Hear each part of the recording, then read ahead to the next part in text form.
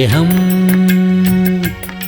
ദിവ്യസ്നേഹം, സ്നേഹം, ദിവ്യസ്നേഹം. 2 രാജാക്കന്മാരുടെ പുസ്തകം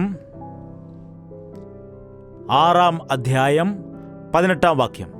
അവർ അവൻ്റെ അടുക്കൽ വന്നപ്പോൾ എലീശ യഹോവയോട് പ്രാർത്ഥിച്ചു, ഈ ജാതിയെ അന്ധത പിടിപ്പിക്കണമേ എന്ന് പറഞ്ഞു. അവൻ എലീശയുടെ പ്രാർത്ഥന അനുസരിച്ചിട്ട് അവർക്ക് അന്ധത പിടിപ്പിക്കുകയും അതുപോലെ പ്രാർത്ഥന കേട്ടിട്ട് കണ്ണ് തുറക്കാൻ പറഞ്ഞപ്പോൾ തുറക്കുകയും ചെയ്തു. എലീശയുടെ പ്രാർത്ഥന നാം നോക്കുകയാണെങ്കിൽ എത്ര സിമ്പിൾ പ്രെയറാണ്, എന്നാൽ വലിയ റിസൾട്ട്. നാം ആണെങ്കിൽ വലിയ പ്രാർത്ഥനകൾ നടത്തും, ചെറിയ മറുപടി പോലും കിട്ടില്ല. കാരണം എന്താണെന്ന് വെച്ചാൽ നമ്മുടെ പ്രാർത്ഥനയ്ക്ക് ക്വാളിറ്റി ഇല്ല. സംശയം ഇല്ലാതെ, സന്ദേഹം ഇല്ലാതെ, ശുദ്ധ ഹൃദയത്തോടെ, വിശ്വാസത്തോടെ നാം പ്രാർത്ഥന ചെയ്താൽ ഓരോ ചെറിയ പ്രാർത്ഥനയ്ക്കും ദൈവം മറുപടി നൽകും. ഒരു ദൈവദാസൻ ഇപ്രകാരം പറഞ്ഞു, എൻ്റെ ചിന്തകൾ എല്ലാം തന്നെ പ്രാർത്ഥനയാണ്. എന്താണ്? ചിന്തകൾ എല്ലാം തന്നെ ദൈവം കേൾക്കുന്നുണ്ട്, പ്രാർത്ഥനകളാണ്. ഞാൻ എന്തു തന്നെ സംസാരിച്ചാലും ആ സംസാരത്തിൻ്റെ സാരാംശം പ്രാർത്ഥനയോട് കൂടിയതായ വിഷയം ആണ്. അതാണ് ഒരു ക്രിസ്ത്യാനി എപ്പോഴും പരിശീലിക്കേണ്ടത്. ഇടവിടാതെ പ്രാർത്ഥിക്കുക. എന്നാൽ അതിൻ്റെ അർത്ഥം എന്താണ്? ഇടവിടാതെ എന്ന് പറഞ്ഞാൽ കണ്ടിന്യൂസ് ആയിട്ട് പ്രാർത്ഥിക്കുവാൻ സാധിക്കുന്നുണ്ടോ? ദൈവത്തോടുള്ള കൂട്ടായ്മയിൽ ആയിരിക്കുമ്പോൾ നിങ്ങൾ നോക്കൂ, ഇലക്ട്രിസിറ്റി ആ വയേഴ്സിലൂടെ കറണ്ട് സപ്ലൈ ചെയ്യുന്നുണ്ടോ? വരുന്നുണ്ടോ? അങ്ങനെ ഉണ്ടെങ്കിൽ ലൈറ്റ് കത്തുമോ? ലൈറ്റ് കത്തണമെങ്കിൽ എന്ത് ചെയ്യണം? ഒരു അരമണിക്കൂർ അതിനായി വയറിംഗ് ചെയ്യണമോ? അല്ലെങ്കിൽ ജനറേറ്റർ കറക്കണമോ? ആ സ്വിച്ച് ഓൺ ചെയ്യാൻ എത്ര സമയമെടുക്കും? അത് ഓൺ ചെയ്താൽ അപ്പോൾ തന്നെ ലൈറ്റ് വരും. എന്തുകൊണ്ടാണ്? Already the current electricity is flowing. So wherever you connect anything and operate any object, you will see the fruit of it. എവിടെ നിങ്ങൾ കണക്ട് ചെയ്താലും, ഫാൻ വെച്ചാലും, സൗണ്ട് വെച്ചാലും, ലൈറ്റ് വെച്ചാലും ഓൾറെഡി അവിടെ സപ്ലൈ ഉള്ളതുകൊണ്ട് ടച്ച് ചെയ്താൽ ഉടൻ തന്നെ അതിന്റെ റിസൾട്ട് കാണാം. നീ പ്രാർത്ഥനയിൽ ദൈവത്തോട് കൂട്ടായ്മ ഉള്ളവനാണ് എങ്കിൽ ഏത് സമയത്ത് പ്രാർത്ഥിച്ചാലും, റോഡിൽ വെച്ച് പ്രാർത്ഥിച്ചാലും കർത്താവേ എന്ന് വിളിക്കുമ്പോൾ അപ്പോൾ തന്നെ നീ കണക്ട് ആകുന്നത് കൊണ്ട് നിനക്ക് പ്രാർത്ഥനയ്ക്ക് മറുപടി കാണുവാനിടയാകും. അതാണ് ക്രിസ്ത്യാനിയുടെ ജീവിതത്തിൽ കാണപ്പെടേണ്ടത്. ഇടവിടാതെ പ്രാർത്ഥിക്കുക, ദൈവത്തോടുള്ള കൂട്ടായ്മ ആചരിക്കാൻ പഠിക്കുക. ഞാനും എൻ്റെ ദൈവവും ഒരുമിച്ചായിരിക്കുന്നു. എൻ്റെ ദൈവത്തോട് എന്ത് ചോദിച്ചാലും, എന്താണ് എപ്പോഴും നീ അമ്മയോട് കൂടെ തന്നെ ഇരിക്കുന്നത്? ഞാൻ അങ്ങനെ തന്നെ ആയിരിക്കും. ഞാൻ അമ്മയോട് കൂടെ ആയിരുന്ന സമയത്ത് ഒരു ദിവസം രാത്രി അമ്മയെ വിളിക്കേണ്ടി വന്നു. അമ്മ, അമ്മേ, അമ്മേ, അമ്മേ എന്ന് വിളിക്കുമോ? എന്താണ് വിളിക്കുന്നത്? അമ്മേ, എന്താണ് മോനെ, എന്താണ് മോനെ എന്ന് ചോദിക്കില്ലേ? കേട്ടിട്ടില്ലേ? എന്താണ്? ദൈവം കൂടെ ഉണ്ടായിരിക്കുന്നുവെങ്കിൽ കർത്താവേ ഇവരുടെ കണ്ണ് അടയ്ക്കണമേ എന്ന് പറഞ്ഞപ്പോൾ അപ്പോൾ തന്നെ കണ്ണടച്ചു. കണ്ണ് തുറക്കണമേ, അപ്പോൾ തന്നെ കണ്ണു തുറന്നു. ദൈവം കൂടെ ആയിരിക്കുകയാണ്. പ്രാർത്ഥന ചെയ്യുന്നവൻ ദൈവത്തിന്റെ സന്നിധിയിലായിരിക്കുന്നു. പ്രാർത്ഥന ചെയ്യുന്ന വ്യക്തി ദൈവത്തിന്റെ ശക്തിയാൽ നിറയപ്പെട്ടിരിക്കുന്നു. ദൈവത്തോടുള്ള കൂട്ടായ്മയിൽ ആയിരിക്കുകയാണ്. എപ്പോഴാണോ നമ്മുടെ ഹൃദയം ദൈവത്തിന് മുൻപിൽ ശരിയായി ഇരിക്കുന്നത്, അപ്പോൾ നമ്മുടെ ഹൃദയത്തിൽ അനുഗ്രഹമുണ്ടാകും. വലിയ ദേവദാസനായ എലീശയെക്കുറിച്ച് 2 രാജാക്കന്മാർ 13-ാം അധ്യായം 14-ാം വാക്യം. ആ കാലത്ത് എലീശ മരണഹേതുവായ രോഗം പിടിച്ച് കിടന്നു. അപ്പോൾ ഇസ്രായേൽ രാജാവായ യോവാശ് അവന്റെ അടുക്കൽ ചെന്നു, അവന്റെ മുഖത്തിന്മീതെ കുനിഞ്ഞു കരഞ്ഞു, എന്റെ പിതാവേ, എന്റെ പിതാവേ, ഇസ്രായേലിന്റെ തേരും തേരാളിയുമായുള്ളോവേ എന്ന് പറഞ്ഞു. ഇത്ര വലിയ ഒരു ദൈവദാസന് മരണകരമായ ഒരു വ്യാധി വന്നിരിക്കുന്നു. തെറ്റായ രീതിയിൽ പഠിപ്പിക്കാറുണ്ട്. ദൈവത്തിന്റെ ദാസന്മാർക്ക് രോഗങ്ങൾ വരില്ലേ? ദൈവത്തിന്റെ ദാസന്മാർ ഹോസ്പിറ്റലിൽ അഡ്മിറ്റ് ആകാൻ പാടില്ലേ? മരുന്ന് കഴിക്കാൻ പാടില്ലേ എന്ന് ബൈബിളിൽ എവിടെയും ഇല്ല. മനുഷ്യന് വേണ്ടി പ്രാർത്ഥിക്കുന്നതായ മനുഷ്യനുണ്ടാകുന്ന രോഗങ്ങൾ വരില്ല എങ്കിൽ മറ്റുള്ളവർക്ക് വേണ്ടി പൂർണ്ണ മനസ്സോടെ എങ്ങനെ പ്രാർത്ഥിക്കുവാൻ കഴിയും? ഞാൻ പറയുന്നത് നിങ്ങൾ കേൾക്കുന്നുണ്ടോ? മനുഷ്യന് വേണ്ടി പ്രാർത്ഥിക്കുന്നതായ ഈ വ്യക്തിക്ക് മനുഷ്യനുണ്ടാകുന്നതായ രോഗങ്ങൾ വരുന്നില്ല എങ്കിൽ മനുഷ്യർക്ക് വേണ്ടി എങ്ങനെ പൂർണ്ണ മനസ്സോടെ പ്രാർത്ഥിക്കാൻ കഴിയും? ടൈഫോയിഡ് ആണോ? അതൊന്നും കുഴപ്പമില്ല, അതിനുവേണ്ടി ഇത്ര പ്രാർത്ഥിക്കേണ്ട ആവശ്യമൊന്നുമില്ല. എന്നാൽ ടൈഫോയിഡ് പാസ് വന്നു എന്ന് വിചാരിക്കുക. മകളെ, നിനക്ക് ടൈഫോയിഡാണോ? ഞാൻ തീർച്ചയായും പ്രാർത്ഥിക്കാം. വയറ് മുഴുവൻ എരിച്ചിലുണ്ടല്ലേ? അതെ മകളെ, എനിക്കും അങ്ങനെ വന്നതാണ്. അതുകൊണ്ട് നമുക്ക് പ്രാർത്ഥിക്കാം, കർത്താവേ എന്ന് മനസ്സോടെ ചെയ്യും. എന്താണ്? ബാക്ക് പെയിൻ ആണ്. ബാക്ക് പെയിൻ അത്രമാത്രം വിഷമിക്കേണ്ട കാര്യമുണ്ടോ? ഇപ്പോൾ നടുവിന് എന്തെങ്കിലും തൈലം തേച്ചാൽ മതി, പൊക്കോ എന്ന് പറയും.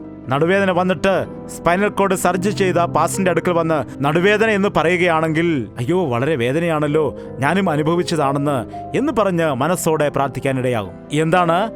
ദൈവദാസൻ എന്ന് പറയുന്നത് സൂപ്പർ നാച്ചുറൽ ബീയിങ് അല്ല, മനുഷ്യന്റെ ശരീരമാണ് ദൈവദാസനും ഉള്ളത്. ശരീരത്തിൽ വേദന ഉണ്ടാകാനിടയാകും. എന്നാൽ യേശുക്രിസ്തു ഈ ലോകത്തിൽ വന്ന് ശിക്ഷ അനുഭവിക്കാൻ ഇടയായി. നിന്ദിക്കപ്പെട്ടു, അപമാനിക്കപ്പെട്ടു, മുഖത്ത് തുപ്പൽ ഏറ്റു. മനുഷ്യന്റെ വേദന എന്ന് പറഞ്ഞാൽ എന്താണ്? അവന്റെ മനസ്സ് എന്താണെന്ന് ദൈവത്തിനറിയാം. ഇന്ന് നിന്റെ മുഖത്ത് തുപ്പൽ ഏറ്റാൽ ആ സമയത്ത് നിനക്കുണ്ടാകുന്നതായ വിഷമം എന്താണെന്ന് എൻ്റെ കർത്താവിനറിയാം. നിന്നെ ആരെങ്കിലും ഒരു വടിയെടുത്തിട്ട് അടിക്കുകയാണെങ്കിൽ ആ അടിയുടെ വേദന എത്ര മാത്രമാണെന്ന് നിന്നെ സ്നേഹിച്ച് പ്രാണൻ നൽകിയ കർത്താവിന് അറിയാം. അതുകൊണ്ടാണ് നമ്മെ അത്രമാത്രം അവൻ സ്നേഹിക്കുന്നത്. എല്ലാ വിഷയത്തിലും നമ്മെ പോലെ അവൻ പരീക്ഷിക്കപ്പെട്ടു. വിശപ്പോടെയായിരുന്നപ്പോൾ, വിശപ്പെന്ന് പറഞ്ഞാൽ എവിടെയാണെന്ന് ഒരുവൻ ചോദിച്ചു. വിശപ്പുണ്ടാകുന്നതിന് മുൻപ് തന്നെ കഴിക്കുന്നവർക്ക് വിശപ്പ് എന്താണെന്ന് എങ്ങനെയാണ് അറിയാവുന്നത്? വിശപ്പ് എന്താണെന്ന് അറിയാതെ തിന്ന് എപ്പോഴും വയറ് നിറച്ച് സുഖമായി ഇരുന്നിട്ട് അവനിപ്പോൾ വിശപ്പെന്താണെന്ന്, ബൊഫയിൽ കയറി ഇറങ്ങി തിന്നുന്നവർക്ക് വിശപ്പെന്താണെന്ന് അറിയാമോ? വിശന്ന് വലഞ്ഞവർക്ക് മാത്രമേ വിശപ്പെന്താണെന്ന് അറിയൂ. യേശുക്രിസ്തു വിശന്ന് വലഞ്ഞിട്ടുണ്ട്, അവന് വിശപ്പെന്താണെന്ന് അറിയാം. ദാഹത്തോടെ ആയിരുന്നു. എന്താണ്? ഫ്രിഡ്ജിൽ നിന്ന് എടുത്തിട്ട് വെള്ളം ബോട്ടിലുണ്ടെങ്കിൽ കുടിക്കുന്നവർക്ക് ദാഹം എന്താണെന്ന് അറിയാമോ? വെയിലത്തുകൂടെ നടന്നിട്ട് തൊണ്ട വരളുന്ന സമയത്ത് ദാഹം എന്താണെന്ന് തിരിച്ചറിയാൻ കഴിയും. ദൈവം തൻ്റെ ദാസന്മാരെയും അച്ചടക്കം പഠിപ്പിക്കും, ഡിസിപ്ലിൻ പഠിപ്പിക്കും.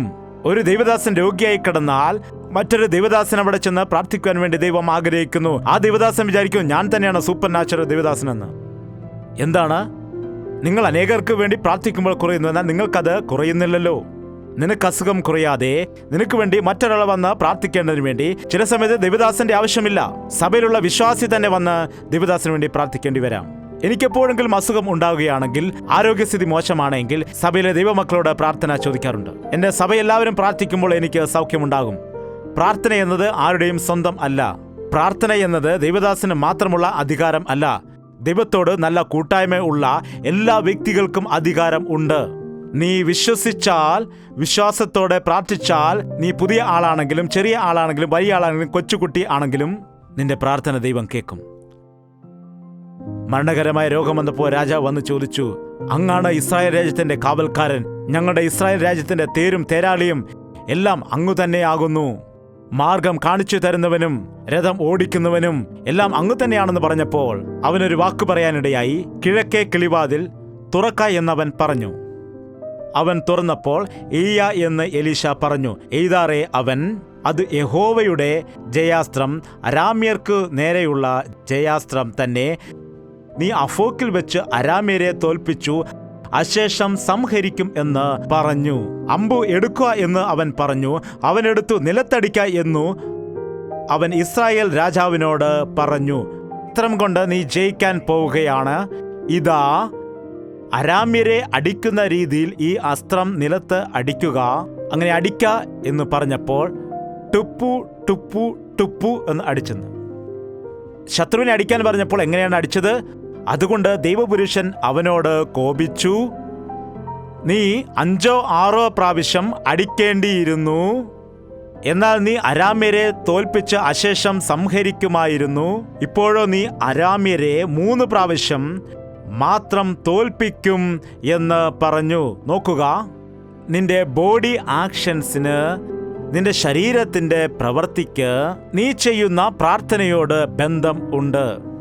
നിന്റെ വിശ്വാസത്തിന് നീ ചെയ്യുന്ന ജോലിക്ക് സംബന്ധം ഉണ്ട്. ആ ശത്രുവിനെ ജയിക്കുന്നത് പോലെ അടിക്കൂ എന്ന് പറഞ്ഞപ്പോൾ അവരെ ശക്തിയായിട്ട് അടിച്ച് ഒതുക്കണമോ അതോ ഇങ്ങനെയാണോ അടിക്കേണ്ടത്? പ്രാർത്ഥന ചെയ്യൂ എന്ന് പറഞ്ഞാൽ യേശുവേ കർത്താവേ ക്ഷമിക്കണമേ, ആമേൻ.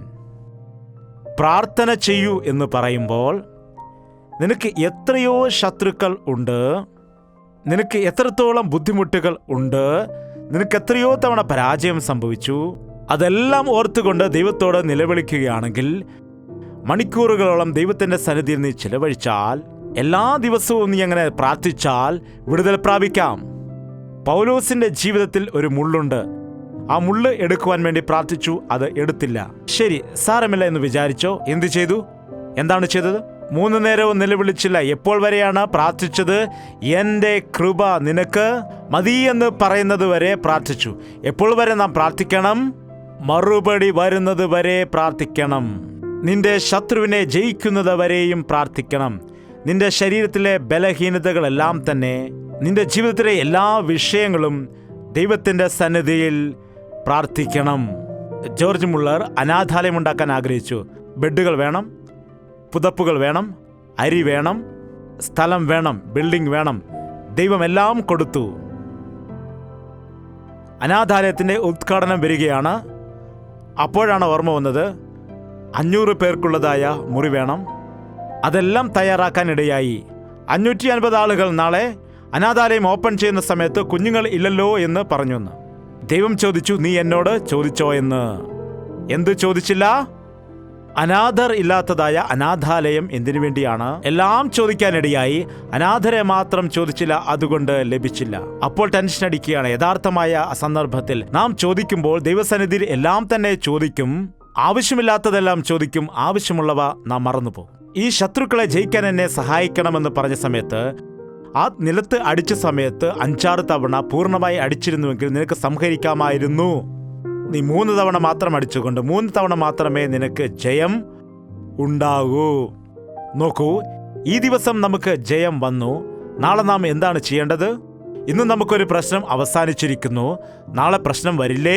അതാണ് പൂർണ്ണമായ ജയം. ഇടയ്ക്ക് പ്രാർത്ഥിച്ചു, വയറുവേദന പോയി, വീണ്ടും പ്രാർത്ഥിച്ചു, വയറുവേദന പോയി, പ്രശ്നങ്ങൾ അവസാനിച്ചു. എന്നാൽ പൂർണ്ണ ജയം എന്തുകൊണ്ടാണ് ജീവിതത്തിൽ വരാത്തത്? നിന്റെ ജീവിതത്തിൽ പിശാചിനെ എല്ലാ വിഷയത്തിലും എന്തുകൊണ്ടാണ് എതിർക്കുവാൻ കഴിയാതിരിക്കുന്നത്? വിശ്വാസത്തോടുകൂടി ദൈവത്തിന് മുൻപിൽ കാത്തിരിക്കുന്നില്ല, വിശ്വാസത്തിന് വേണ്ടി പ്രാർത്ഥിക്കുന്നില്ല. നിന്റെ ജീവിതത്തിൽ ഇനി മേലാ പിശാച് തന്നെ നിന്നെ തകർക്കാൻ ഇടയാകരുത്. എൻ്റെ ജീവിതത്തിൽ നീ തടസ്സം കൊണ്ടുവരികയാണോ? എൻ്റെ ജീവിതത്തിൽ നീ തടസ്സം കൊണ്ടുവരികയാണോ? എൻ്റെ ജീവിതത്തിൽ നീ സമാധാനം നഷ്ടപ്പെടുത്തുകയാണോ? കുടുംബത്തിൽ പ്രശ്നം കൊണ്ടുവരികയാണോ? എന്നെ നന്നായി ജീവിക്കാൻ അനുവദിക്കത്തില്ലേ? അവനെ ചവിട്ടി അരയ്ക്കൂ. പിശാചിനോട് എതിർത്ത് നിൽക്കുക. അവൻ അപ്പോൾ നിങ്ങളെ വിട്ട് ഓടിപ്പോകും. പ്രാർത്ഥിക്കുന്ന വ്യക്തി പിശാചിനെ ഭയപ്പെടില്ല, ശത്രുക്കളെ കണ്ട് ഭയപ്പെടില്ല. നീ കണ്ണു തുറന്ന് നോക്കൂ. എത്ര വലിയ ദൈവമാണ് നിന്റെ കൂടെയുള്ളത്, എത്ര വലിയ സൈന്യമാണ് നിന്റെ ചുറ്റുമുള്ളത്, എത്ര വലിയ വിജയമാണ് യേശുക്രിസ്തു ക്രൂശിൽ വരിച്ചത് എന്ന് അറിയുന്ന ദിവസം പിശാചിന്റെ പ്രവൃത്തികളെ അഴിക്കുവാൻ വന്നതായ കർത്താവ് നമ്മുടെ പക്ഷത്ത് ഉണ്ടായിരിക്കുമ്പോൾ നാം ഒന്നിനെയും ഭയപ്പെടേണ്ടതായ കാര്യം ഇല്ല. തലകൾ വണക്കാം, പ്രാർത്ഥിക്കാം. എല്ലാവരും വായു തുറന്ന് പ്രാർത്ഥിക്കുക. പ്രാർത്ഥന. എപ്പോഴും എന്നെ പരീക്ഷിക്കുന്ന, എപ്പോഴും എന്നെ ഞെരുക്കിക്കൊണ്ടിരിക്കുന്ന, എപ്പോഴും എന്നെ പാപത്തിലേക്ക് വലിച്ചു കൊണ്ടുപോകുന്ന പിശാചിന്റെ ശക്തിയിൽ നിന്ന് ഞങ്ങളെ വിടുവിക്കണമേ. വ്യാജം പറയുന്ന ആത്മാവിൽ നിന്ന് ഞങ്ങളെ വിടുവിക്കണമേ. പിശാചിന് അടിമയായി പോയിട്ടുണ്ട്. അവനോട് എതിർത്ത് നിൽക്കുവാനുള്ള ശക്തി എനിക്ക് നൽകണമേ. എൻ്റെ പക്ഷത്തുള്ള ദൈവം എത്ര വലിയ ദൈവമാണെന്ന്, എനിക്ക് വേണ്ടി ക്രൂശിൽ നേടിയെടുത്തതായ വിജയം എത്ര വലിയ വിജയമാണെന്ന് ഞാൻ കാണുന്നതിന് വേണ്ടി എൻ്റെ ഹൃദയദൃഷ്ടിയെ പ്രകാശിപ്പിക്കണമേ. അവസ്ഥകളെ കണ്ടിട്ട് ഭയപ്പെട്ടു പോകുന്നു. ഡോക്ടറുടെ മെഡിക്കൽ റിപ്പോർട്ട് കണ്ട് ഭയപ്പെട്ടു പോകുന്നു. മനുഷ്യരെ കണ്ട് ഭയപ്പെടുകയാണ്. അധികാരികളെ കണ്ട് ഭയപ്പെടുകയാണ്. എല്ലാ കാര്യത്തിലും ഭീരുത്വത്തോടെ ആയിരിക്കുകയാണ്. എൻ്റെ ഭാവിയെക്കുറിച്ചോർത്ത് ഭയപ്പെടുകയാണ്. എൻ്റെ കുഞ്ഞുങ്ങളുടെ ഭാവിയോർത്ത് ഞാൻ ഭയപ്പെടുകയാണ്. കർത്താവേ, എന്നോട് കരുണ കാട്ടണമേ. ഭയത്താലുള്ള രോഗത്തിൽ നിന്ന് എന്നെ വിടുവിക്കണമേ. മനുഷ്യരോടുള്ള ഭയത്തിന്റെ അടിമകളായി പോകുന്നവരെ നീ വിടുവിക്കണമേ. പാപത്തെ ഭയപ്പെട്ട അടിമകളായിരിക്കുന്നവരെ നീ വിടുവിക്കണമേ. ശത്രുവിനെ തകർക്കുവാനുള്ള ധൈര്യം കൊടുക്കണമേ. കത്തികൊണ്ടും വാളുകൊണ്ടുമല്ല, യേശുവിന്റെ നാമമാണ് ഞങ്ങളുടെ ജയക്കൊടി. നീ നിന്ദിച്ചിരിക്കുന്ന യഹോവയുടെ നാമത്തിൽ ഞാൻ വരുന്നു എന്ന് പറയുന്നത് പോലെ കത്തികൊണ്ടും വാളുകൊണ്ടും ഞങ്ങളുടെ നേരെ വരുന്നവരോട്, കുതിരയോടും രഥത്തോടും കൂടെ ശത്രു ഞങ്ങളുടെ നേരെ വരുമ്പോൾ കർത്താവേ, അവരെ നേരിടുവാനുള്ള പ്രാർത്ഥനാ ശക്തി ഞങ്ങൾക്ക് എല്ലാവർക്കും നൽകണമേ. ഞങ്ങളുടെ കുടുംബത്തിൽ ഒരുപാട് പ്രശ്നങ്ങളുണ്ട്. ശരീരത്തിൽ ഞങ്ങൾക്ക് ഒരുപാട് രോഗങ്ങളുണ്ട്. ഒരുപാട് പ്രതികൂലമുണ്ട്, ഒരുപാട് കഷ്ടതയുണ്ട്. കർത്താവേ, ഇതിനെയെല്ലാം ജയിക്കുന്നതിന് വേണ്ടി പ്രാർത്ഥന എന്ന ആയുധം ഞങ്ങൾക്ക് നൽകണമേ. സ്വർഗീയ ശക്തി ഞങ്ങൾക്ക് എല്ലാവർക്കും നൽകണമേ. പിശാചിനെ ചതയ്ക്കുവാനുള്ള കാൽ ഞങ്ങൾക്ക് നൽകണമേ. വിശ്വാസത്തോടുകൂടി നിന്റെ കാര്യങ്ങൾ കാണുവാനുള്ള കണ്ണുകൾ ഞങ്ങൾക്ക് നൽകണമേ. കർത്താവേ, യഥാർത്ഥ ക്രിസ്ത്യാനികളായി ഞങ്ങളെ നിർത്തണമേ. പ്രാർത്ഥനാ വീരന്മാരായി ഞങ്ങളെ നിർത്തണമേ. നീതിയോട് മാത്രമേ ഞങ്ങൾക്ക് എതിർക്കുവാൻ കഴിയുകയുള്ളൂ. കർത്താവേ, രക്ഷയില്ലാത്തവർക്ക് ഈ രാത്രി നീ രക്ഷ കൊടുക്കണമേ. ദൈവസന്നിധി നല്ല ബന്ധമില്ലാത്തവരെ ഈ ദിവസം നീ ഒന്ന് ദർശിക്കുമാറാകണമേ. നിന്റെ രക്തത്താൽ കഴുകപ്പെട്ട് നിന്നോട് സംസാരിക്കുന്ന ഒരു അനുഭവം ഞങ്ങൾക്ക് നൽകണമേ. കർത്താവേ, ഒരു വയറിൽ കൂടി ഇലക്ട്രിസിറ്റി പ്രവഹിക്കുന്നത് പോലെ ഞങ്ങളുടെ ജീവിതത്തിൽ പരിശുദ്ധാത്മാവിന്റെ ശക്തി പ്രവഹിക്കുവാൻ നീ ഞങ്ങളെ സഹായിക്കുമാറാകണമേ. ഞങ്ങളുടെ ഹൃദയം മുഴുവൻ നിന്റെ സാന്നിധ്യത്താൽ നിറയുവാൻ നീ ഞങ്ങളെ സഹായിക്കുമാറാകണം. നിന്റെ നാമം ധരിച്ചിരിക്കുന്ന ആരെയും നീ ഉപേക്ഷിക്കരുതേ. കർത്താവേ, ഞങ്ങളുടെ കുടുംബത്തിലുള്ള പ്രശ്നങ്ങളെ പ്രാർത്ഥനയിൽ കൂടി എങ്ങനെയാണ് നേരിടേണ്ടത്, പിശാചിനെ എതിർക്കുവാനുള്ള ശക്തി ഞങ്ങൾക്ക് നൽകണമേ. ദൈവത്തോട് ചേർന്ന് വസിക്കുവാൻ ഞങ്ങളെ നീ സഹായിക്കുമാറാകണമേ. ഞങ്ങൾക്കൊന്നും ചെയ്യുവാൻ കഴിഞ്ഞില്ല എങ്കിലും കണ്ണുനീരോടെ പ്രാർത്ഥിക്കുന്നതിന് വേണ്ടി, കൈ ഉയർത്തി പ്രാർത്ഥിക്കുന്നതിന് വേണ്ടി, വിശ്വാസത്തോടെ പ്രാർത്ഥിക്കുന്നതിന് വേണ്ടി, ഞങ്ങളുടെ പ്രാർത്ഥന കേൾക്കുന്ന ദൈവമുണ്ടെന്നുള്ള ധൈര്യത്തോടുകൂടി പ്രാർത്ഥിക്കാൻ ഞങ്ങൾ എല്ലാവരെയും നീ സഹായിക്കണം. കർത്താവേ, നീ എല്ലാ ജീവിതങ്ങളെയും അനുഗ്രഹിക്കണമേ, സഹായിക്കണമേ. വഞ്ചിതരായവരെ ആശ്വസിപ്പിക്കണമേ. നഷ്ടം വന്നവരെ സമൃദ്ധിയായി അനുഗ്രഹിക്കണമേ. നിരാശപ്പെട്ടിരിക്കുന്നവരെ ദൈവമേ ആശ്വസിപ്പിച്ച് ബലപ്പെടുത്തണമേ. തകർന്നിരിക്കുന്നവരെ കൈപിടിച്ചെഴുന്നേൽപ്പിക്കണമേ. നിന്റെ സന്നിധിയിൽ സമ്പൂർണമായ സന്തോഷമുണ്ട്, അത് ഞങ്ങൾക്ക് നിറച്ചു നീ അയക്കണമേ. എല്ലാ വ്യക്തികളും പിശാചിന്റെ തലയെ ചതയ്ക്കുന്നവരായി തീരുവാൻ നീ സഹായിക്കുമാറാകണം. പിശാചിനെ ഭയപ്പെടുന്നവരായി, കീഴ്പ്പെടുന്നവരായി ഞങ്ങൾ ആരും തന്നെ ബാക്കിയാവാതെ പിശാചിനെ എതിർക്കുന്നവരായി ജീവിക്കുന്നതിനായി ഞങ്ങളെ എല്ലാവരെയും നീ സഹായിക്കുമാറാകണമെന്ന് യേശു ക്രിസ്തുവിന്റെ നാമത്തിൽ അപേക്ഷിക്കുന്നു പിതാവേ. ആമേൻ.